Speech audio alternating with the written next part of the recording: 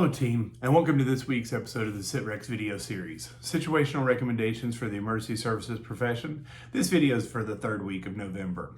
Hurricane ETA made history as part of the busiest hurricane season on record. This hurricane, if you've watched the track through the Gulf of Mexico, it made landfall multiple times. In fact, it's one of the few hurricanes in U.S. history that has ever impacted the U.S. coastline twice.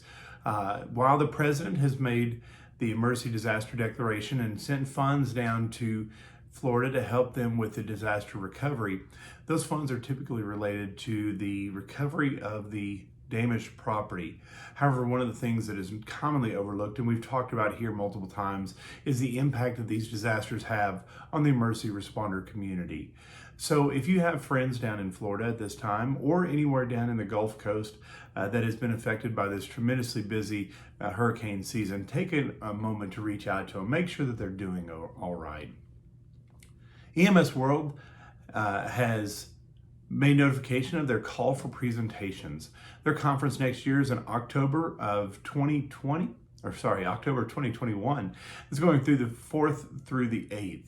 This call for presentation is looking for new and existing speakers out in the community that have a nugget of interest that they can develop into a gem and present at their next conference. Make sure and take an opportunity to go to the EMS World website and take a look at their call for presentations. The website's fairly simple, and I've already submitted one myself. This conference will be held down in Atlanta, again, the 4th through the 8th of October 2021. Hopefully we can get through the COVID talk by then. If you haven't yet, take a look for the individual whose name is Eric Waldman. I'll put that down in the show notes as well. But Eric has a tremendous grasp on the digital world, going from social media platforms to how to create content and what content at what time to create. In a lot of his videos, he's been putting out videos every year looking at the growth and development of the social media communities. In fact, one of the graphics that he does every year is where the population of each of the social medias rank as far as population versus those in countries across the globe. And one of the things that you'll find is tremendously interesting is the fact that there are almost no actual countries that meet in the top 5. In fact, the top 3 positions are ranked by social media communities. One of the statistics that he does put in his videos is the fact that the average attention span of a human being is 7 seconds, which makes these videos a little bit longer than that. So I'm glad that you all have been getting some interest out of them. But what that does is tell us that our elevator messages that we've been developing for years may or may not be effective. We've always talked about 30-second, 1 minute, 10-minute elevator messages where we're able to take our points and get them across to people in just a few moments that we may have. But with this information, we really need to refine those messages to make sure that even if we do have a 5 or 10 minute window, those first 7 seconds are impactful and give that individual a reason to continue to listen to us. With all that, I recommend that you do take a look at those Eric Waldman videos. I will link those below in the show notes so that you do have some pathways to go find them. This week's recommendation is about an organization that I've been partnered with for many years. Started many years ago helping them out with grants opportunities, and this group has continued to grow. You can find them on the website at multiple locations, but they are designed all around helping individuals, organizations with grant opportunities. You can find them at EMS Grants Help, Fire Grants Help, or PoliceGrantsHelp.com. Each one of those is specifically tailored around those industries, and they give you not only grant opportunities that are out there through the federal platform, state platforms, but also out-of-the-box thinking. They find as many grants as possible that fit into those communities and bring them straight to you.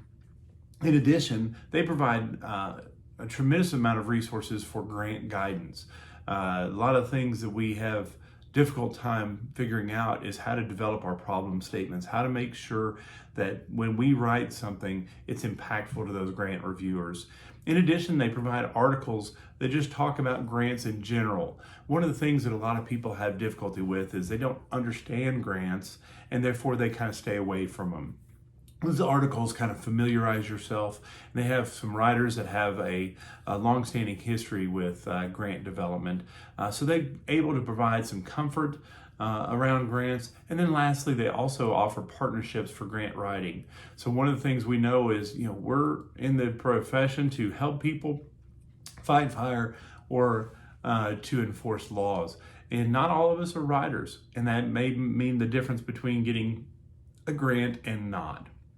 So take a look at them again at EMS Grants Help, Fire Grants Help, or PoliceGrantsHelp.com. They also have websites for corrections, education, and a lot of different opportunities as well outside the public safety community or emergency services community.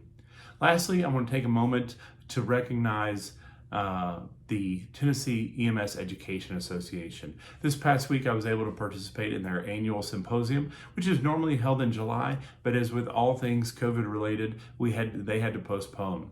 Not only did they have to postpone, but they had to go from a in-person conference to a virtual conference. All of these individuals that put this conference together, from the TIMSA board and those that help support, are volunteer individuals. They have full-time jobs in the emergency services community, going from program directors to educators to service educators, and they have a full-time job. So changing format to negotiating contracts and everything is one of those very impactful things that they dug in, and they wanted to make sure and provide their members a great opportunity, and they did. They hit it out of the ballpark. Partnering with organizations such as EHS Solutions and Phil Sanderson, they helped put the platform together to make sure the conference was a hit, and through that collaboration and with all of their sponsors, there was a great event. Ladies and gentlemen, thank you, and like I always say, be safe, do great things, have a good time, check on each other, and we'll see you next week in the SITRECs video series. Have a blessed week.